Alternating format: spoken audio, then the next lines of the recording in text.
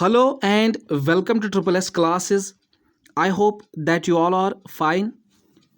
As you know, the much awaited syllabus for JKPSI वो frame हो चुका है, ऑलरेडी रिलीज हो चुका है, लेकिन इस बार क्या है, इस बार एक डिफरेंट वे में सिलेबस फ्रेम हुआ है। अनलाइक अगर हम बात करें एसआई फाइनेंस की या फाइनेंस अकाउंट्स असिस्टेंट की बात करें तो एक सिस्टमेटिक वे में सिलेबस आपका फ्रेम होता था। चाहे हम उसमें इकोनॉमिक्स का देखेंगे तो कुछ इम्पॉर्टेंट ही सेक्शंस आपको पढ़ने पड़ते थे।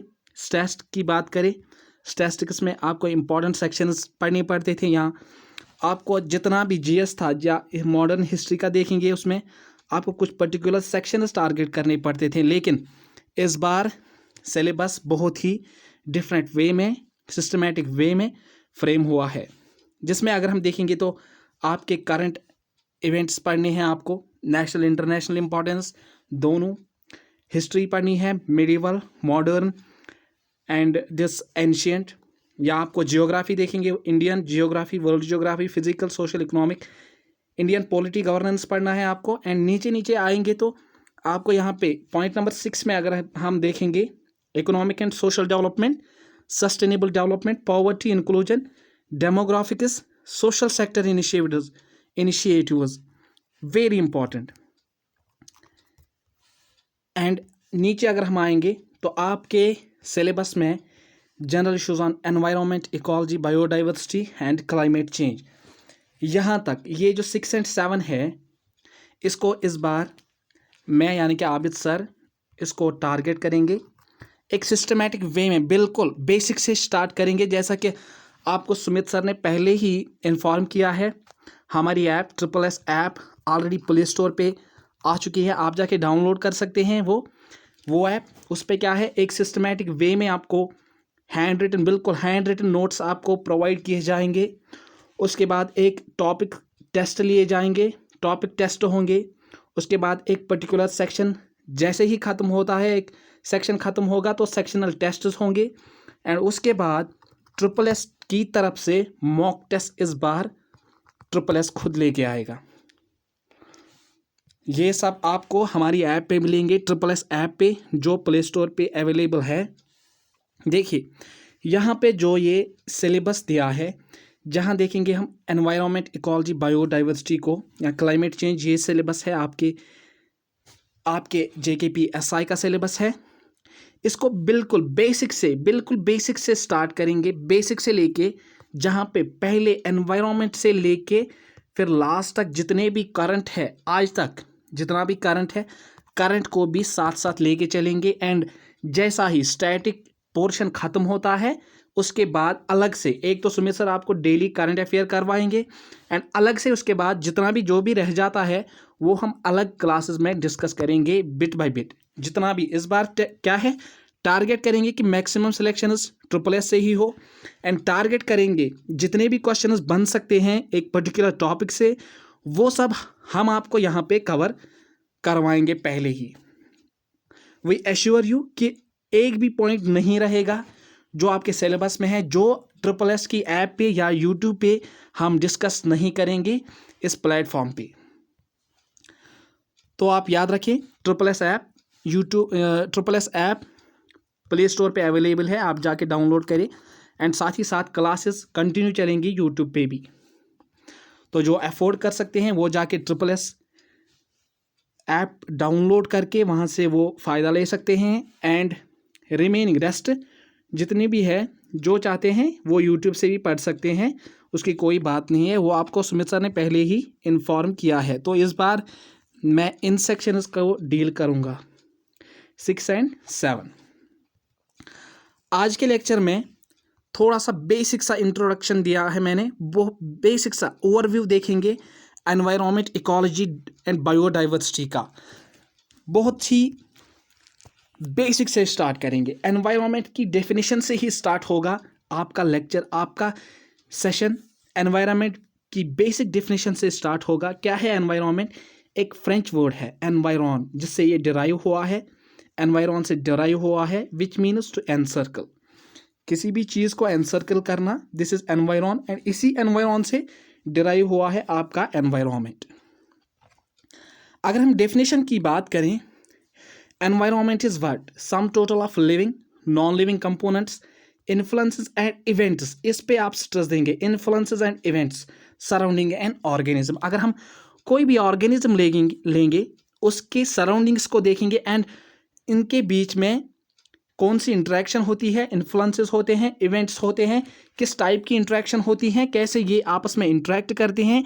इसमें देखिए पहले ही लिविंग भी आते हैं, नॉन लिविंग कंपोनेंट्स भी आते हैं एक सराउंडिंग में, एंड कैसे ऑर्गेनिज्म को ये इन्फ्लुएंस करते हैं and how an organism influences his surroundings. This is environment. यही एनवायरनमेंट है, यही सराउंडिंग का कॉन्सेप्ट, यही कॉन्सेप्ट है एनवायरनमेंट का, जिसमें हम देखते हैं कि how non living and living things interact, influence and a living organism living anywhere, right. पहले ही डेफिनेशन से पता चलता है कि एक एनवायरनमेंट में एक तो लिविंग थिंग्स भी होंगे, नॉन लिविंग थिंग्स भी होंगे, दोनों को इंक्लूड किया जाएगा। अगर हम कंपोनेंट्स देखेंगे, डिफरेंट कंपोनेंट्स देखेंगे, तो biotic components meaning living components and abiotic components, जो आप पहले ही पढ़ के, मुझे लगता है कि हर किसी ने, बिल्कुल बेसिक से हम स्टार्ट करेंगे तो हर कोई जानता होगा कंपोनेंट्स क्या क्या है। बायोटिक कंपोनेंट्स है एंड एक अबायोटिक कंपोनेंट्स है। बायोटिक में देखेंगे तो ग्रीन प्लांट्स, जिससे एक ऑर्गेनिज्म, एक हेटेरोट्रॉफ जिससे डिराइव करता है, या पैरासाइट हो या डिकम्पोजर हो, जितने भी ऑर्गेनिज्म है, बाकी ऑर्गेनिज्म इन प्लांट से वो अपना फूड डिराइव करते हैं। Non green plants like fungus, ये सब आते हैं इसमें, डिकम्पोजर्स आते हैं, parasites, animals, man, even insects भी आते हैं आपके बायोटिक कंपोनेंट्स में। उसके बाद अगर हम अबायोटिक कंपोनेंट्स की बात करें तो इसमें वाटर आता है, H2O, वाटर, एनर्जी, गैस, जितने भी गैसेस है लाइक नाइट्रोजन है, कार्बन डाइऑक्साइड है, ऑक्सीजन है प्रेजेंट, ये सब किस में आते हैं? अबायोटिक कंपोनेंट कैटेगरी में। उसके बाद सॉइल है, ह्यूमस है, टेम्परेचर है, जितना भी ये सब चीज़ें क्या है? अबायोटिक कंपोनेंट है। आई होप यहाँ तक सबको समझ आ गया होगा। बिल्कुल बेसिक है ये सब आप पहले ही पढ़ चुके होंगे, आई होप। देखिए अब एनवायरनमेंट को समझने के लिए, बिफोर प्रोसीडिंग, मैंने आपको पहले ही बताया, बिल्कुल बेसिक से स्टार्ट करेंगे, बेसिक से चलेंगे, तो कुछ इंपॉर्टेंट टर्मिनोलॉजीज देखेंगे एनवायरनमेंट की। First is individual. इंडिविजुअल क्या होता है? इंडिविजुअल होता है कि when different organelles come together, जैसे ही ये एक जुट आते हैं, एक साथ आते हैं, and when they work together to carry out on various processes of life, like जिसमें आता है, फॉर एग्जांपल अगर हम एक ह्यूमन की बात करें, ह्यूमन एक इंडिविजुअल है, ह्यूमन की बात करें, इसमें बहुत सारे ऑर्गन्स हैं, एक दूसरे के साथ वो कॉपरेट करते हैं, कॉपरेशन होता है इसमें, कॉपरेट करते हैं different organisms to carry out various life process like digestion, like ingestion, like absorption, all these processes, right. It may be a plant, एक प्लांट भी हो सकता है एक इंडिविजुअल, एक एनिमल को भी इंडिविजुअल आप ले सकते हैं, एक फंगस, एंड अगर हम एम्यूबा की बात करें, एम्यूबा भी क्या है? ये भी इंडिविजुअल है। उसके बाद दूसरी इंपॉर्टेंट टर्म जो है वो है पॉपुलेशन। पॉपुलेशन देखेंगे, पॉपुलेशन क्या होता है कि जब एक पर्टिकुलर स्पीसीज, एक सेम स्पीसीज के जो ऑर्गेनिजम्स है, when they occupy A defined area, एक पर्टिकुलर एरिया जब एक सेम स्पीसीज के ऑर्गेनिज्म, स्पीसी क्या है? स्पीसी होता है वो ऑर्गेनिजम्स, वो इंडिविजुअल्स जो आपस में नेचुरली आपस में रिप्रोड्यूस कर सकते हैं, जो आपस में रिप्रोडक्शन को अंजाम दे के फर्टाइल ऑफस्प्रिंग्स पैदा कर सके, उनको हम बोलते हैं स्पीसी। सेम स्पीसी के ऑर्गेनिज्म जब एक पर्टिकुलर डिफाइंड टेरिटरी में, डिफाइंड एरिया में, ड्यूरिंग ए स्पेसिफिक टाइम जब हम देखेंगे, तो उन ऑर्गेनिजम्स को, सेम स्पीसीज के ऑर्गेनिजम्स को वो क्या करते हैं, दे कॉन्स्टिट्यूट ए पॉपुलेशन, उसको हम पॉपुलेशन बोलेंगे। फॉर एग्जांपल अगर हम बात करेंगे, अगर हम यहाँ पे बात करेंगे, अगर हम एक फॉरेस्ट लेंगे, फॉरेस्ट में बहुत सारे वाइल्ड एनिमल्स होते हैं, वहाँ बहुत सारे पेड़ होते हैं, प्लांट्स होते हैं। अगर हम फॉर एग्जांपल एक पॉपुलेशन देखेंगे, if we consider a population of tiger और पॉपुलेशन ऑफ टाइगर, इसमें क्या आएगा, खाली इसमें एक स्पीसी आएगी, टाइगर की स्पीसीज आएगी, एंड इसी को हम पॉपुलेशन बोलेंगे, इस टाइगर की पॉपुलेशन बोलेंगे। उसके बाद नीचे आते हैं कम्युनिटी, एक और कॉम्प्लेक्स टर्म है कम्युनिटी, एक कॉम्प्लेक्स टर्म है। Community is what, a community is a group और एसोसिएशन ऑफ टू और मोर डिफरेंट स्पीसीज। देखिए पॉपुलेशन में सेम स्पीसी के ऑर्गेनिज्म साथ रहते थे एक पर्टिकुलर एरिया में, लेकिन पॉपुलेशन में क्या है, व्हेन डिफरेंट स्पीसीज, टू और more different species come together and associate with each other occupying the same एक ही जियोग्राफिकल एरिया में होंगे एट द सेम टाइम, इसको हम बोलेंगे कम्युनिटी। फॉर एग्जांपल अगर हम फॉरेस्ट की बात करें तो फॉरेस्ट क्या है, एक कम्युनिटी है। इसमें आपको पेड़ भी दिखेंगे, आपको वाइल्ड एनिमल्स दिखेंगे, आपको डियर दिखाएगा, आपको different type of different species आपको यहाँ पे फॉरेस्ट में मिलेंगी। तो एक फॉरेस्ट क्या है, एक कम्युनिटी है। आल्सो नोन एज, इसको क्या बोलते हैं, बायोसियोनोसिस इसको बोलते हैं, बायोटिक कम्युनिटी भी बोलते हैं, या इकोलॉजिकल कम्युनिटी भी बोलते हैं। ये सब इसकी टर्म्स है।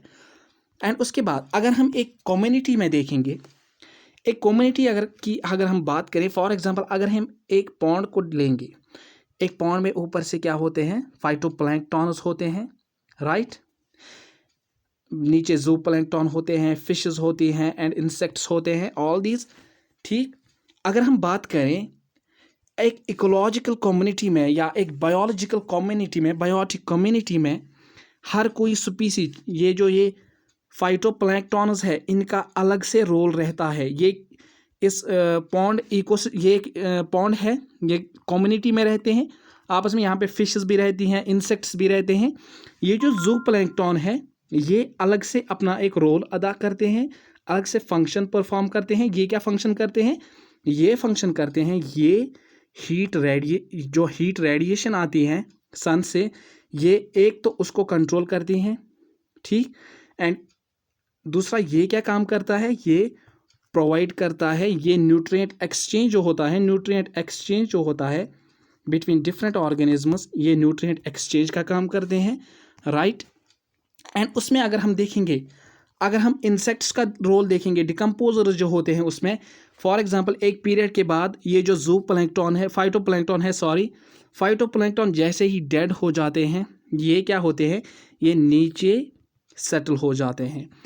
अगर ये नीचे सेटल हो जाते, ऐसे ही अगर यहाँ पे डिकम्पोजर्स नहीं होते तो ये इनकी अबंडेंस हो जाती है, विद टाइम इनकी अबंडेंस हो जाती, इनकी पॉपुलेशन बहुत ज़्यादा होती, एंड अल्टीमेटली ये एरिया क्या होता, होल एरिया इसमें यही सेटल हो जाते, एंड ये इसी से भर जाता। अगर देखेंगे इसमें जो डिकम्पोजर्स होते हैं, इंसेक्ट्स होते हैं, ये क्या करते हैं, ये इस जो फाइटोप्लैंक्टन होते हैं, ये इनके लीव्स को डिकम्पोज करते हैं, राइट, इनका अलग से ये काम रहता है। एंड इस काम को जो एक पर्टिकुलर स्पीसी परफॉर्म करता है एक कम्युनिटी में रह के, उसको बोलते हैं इकोलॉजिकल निश, राइट, इकोलॉजिकल निश।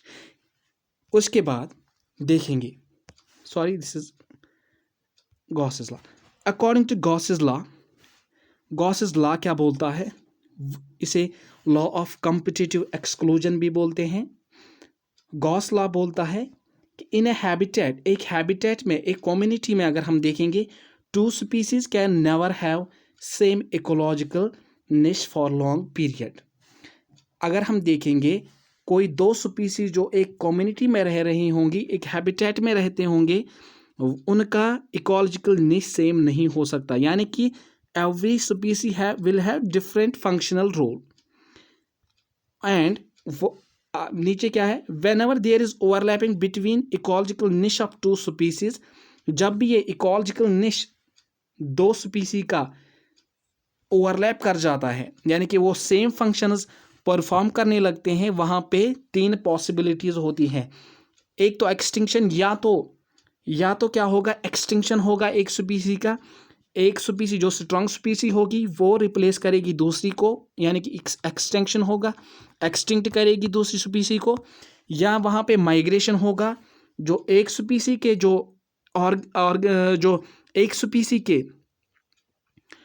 स्पीसी के जो इंडिविजुअल्स होंगे, here I am using word individual means particular organism. जो पर्टिकुलर जो इंडिविजुअल होगा वो या तो माइग्रेट करेगा, जैसे ही फंक्शनल रोल ओवरलैप कर जाएंगे, इकोलॉजिकल निश ओवरलैप कर जाएगा, या वहाँ पे कॉम्प्रोमाइज़ हो जाएगा। ये क्या है, गॉसेस लॉ है। ये आपको मैं ब्रीफली यहाँ पे एक ओवरव्यू दे रहा हूँ ताकि आपको पता चल सके कि हमें आगे कैसे पढ़ना है, कैसे हमें डील करना है आपके एनवायरनमेंट, इकोलॉजी एंड बायोडाइवर्सिटी को। उसके बाद एक टर्म है इकोलॉजी। इकोलॉजी यहाँ पे मैं आपको बता दूँ ये क्या होता है, scientific study of the relationship of living organisms with each other and with their environment. Ecology क्या बोलता है, इकोलॉजी मीन्स हम इसमें ये पढ़ते हैं कि how organisms interact with each other. एक तो ऑर्गेनिजम्स के बीच में क्या इंटरेक्शन रहता है, and how they interact with its surroundings, with its environment. Here I am using environment, right.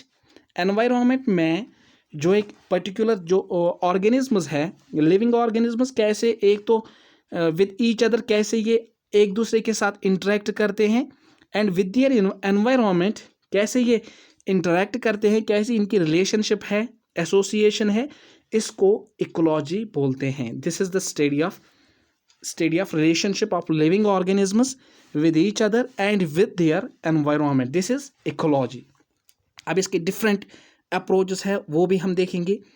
इसके 2 अप्रोचेस है इकोलॉजी को पढ़ने के लिए, 2 अप्रोचेस हैं। First is autecology and second is synecology. अगर हम ऑर्ट इकोलॉजी की बात करें, autecology seeks to explain distribution of various plants. इसमें हम पढ़ते हैं कि एक पर्टिकुलर एनवायरनमेंट में कैसे ऑर्गेनिजम्स, कौन कौन ऑर्गेनिज्म रह सकते हैं, ये हम ऑर्ट इकोलॉजी में पढ़ते हैं। या plant animal species, how distribution of, इसमें हम पढ़ते हैं कि distribution of various plant and animal species on the surface of earth by studying. लेकिन इसमें क्या है, एक इंडिविजुअल ऑर्गेनिज्म जो है उसका इंटरेक्शन हम देखते हैं विद इट्स एनवायरनमेंट। इसमें हम एक पर्टिकुलर ऑर्गेनिज्म को देखेंगे। फॉर एग्जांपल, अगर एक कम्युनिटी है, अगर एक एनवायरनमेंट है, इसमें कुछ कम्युनिटीज़ रहती हैं, इसमें एक कम्युनिटी में बहुत सारी स्पीसीज़ रहती हैं। फॉर एग्जांपल 1 2 3 4 5 5 स्पीसीज़ रहती हैं।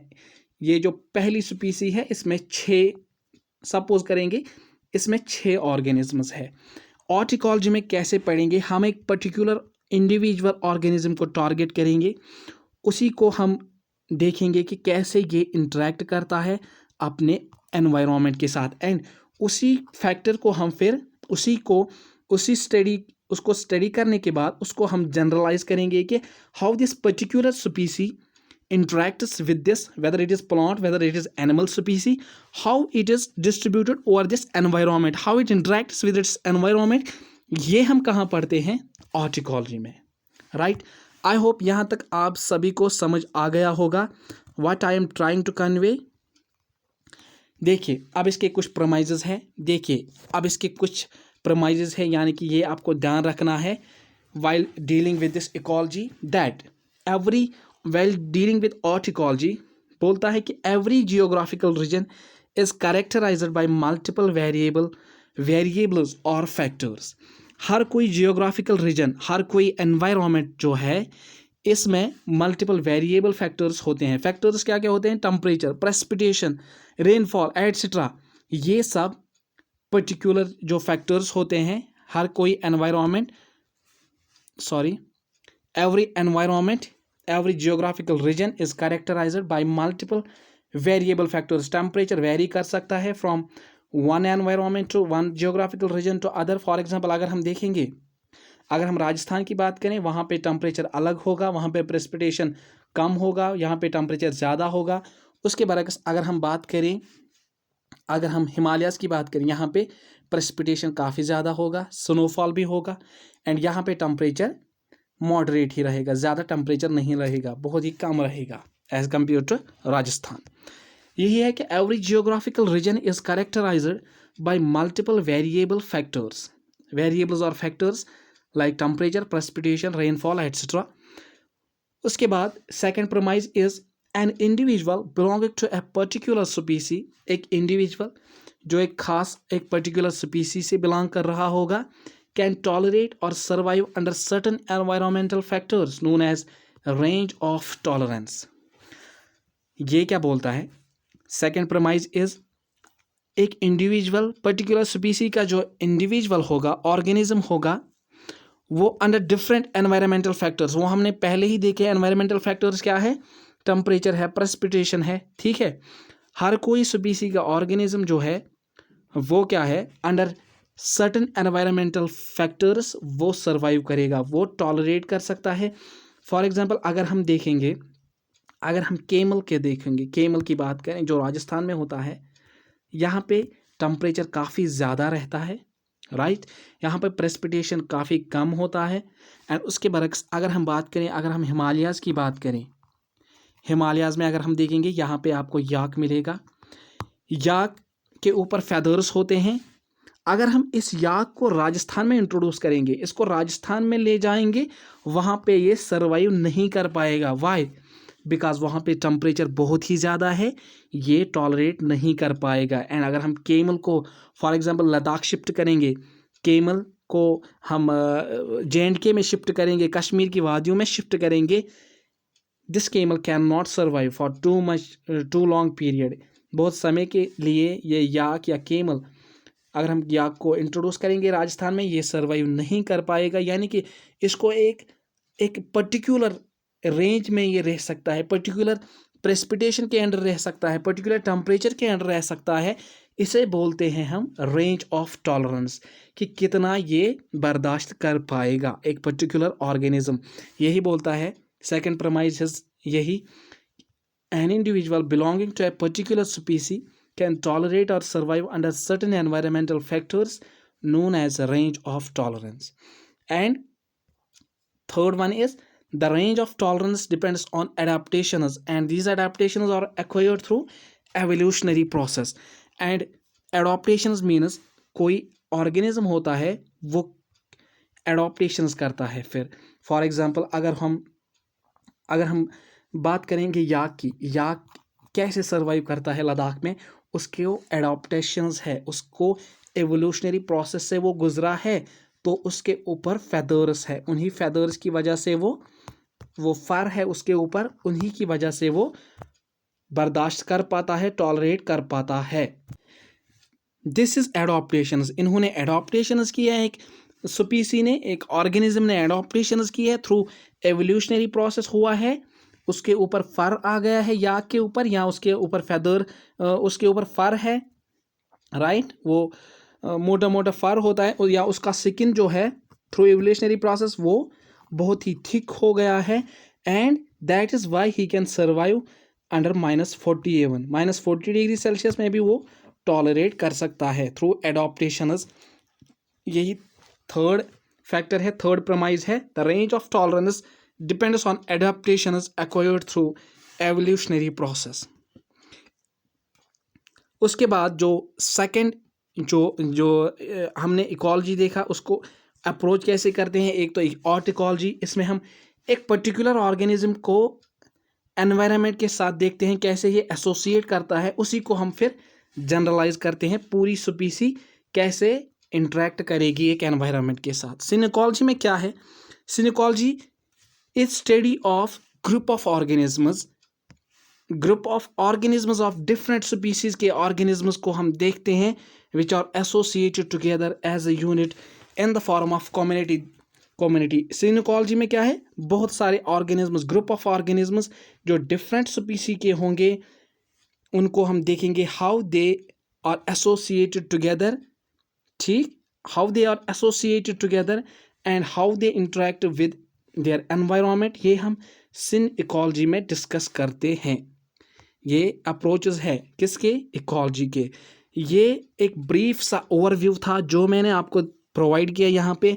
देखिए हमें टैकल कैसे करना है सिलेबस, देखिए बिल्कुल बेसिक से मैं लेके चलूँगा, बिल्कुल बेसिक टर्म्स जहाँ पे हम देखेंगे species, keystone species, flagship species क्या होती हैं। उसके बाद हम देखेंगे पोल्यूशन को, देखेंगे बिल्कुल बेसिक से, air pollution, noise pollution, water pollution extra, all this देखेंगे। उसके बाद डिफरेंट बायोलॉजिकल डाइवर्सिटी को देखेंगे, उसमें हम एक्ट्स पढ़ेंगे, उसमें हम बायोडाइवर्सिटी ऑफ इंडिया देखेंगे, उसमें हम डिफरेंट स्पीसीज़ का जिक्र करेंगे। बाद में चलते चलते हम एनवायरनमेंट पे आएंगे, एनवायरनमेंट में हम देखेंगे एनवायरनमेंट प्रोटेक्शन एक्ट्स डिफरेंट को, उनको हम डिस्कस करेंगे। उसके बाद जो भी आपके करंट में आजकल चल रहा है उसको भी हम डिस्कस करेंगे। एक तो पैरेलली आपको सुमित सर वो करंट अफेयर्स की क्लास में करवाएंगे, एंड दूसरा अलग से जो भी रह जाता है उसको हम अलग लेक्चर्स में डिस्कस करेंगे। That was all about today's session. Hope that आज का सेशन आपके लिए फ्रूटफुल रहेगा, एंड एक बेस हम तैयार करेंगे। पहले 2-3 लेक्चर्स मुझे लगता है कि आपको थोड़े से हैक्टिक लगेंगे, लेकिन आई एश्योर यू कि आगे आगे 2-3 दिन के बाद आपको एनवायरनमेंट इकोलॉजी में बहुत ज़्यादा इंटरेस्ट आपका बढ़ जाएगा। I assure you that, and thanks, have a good day.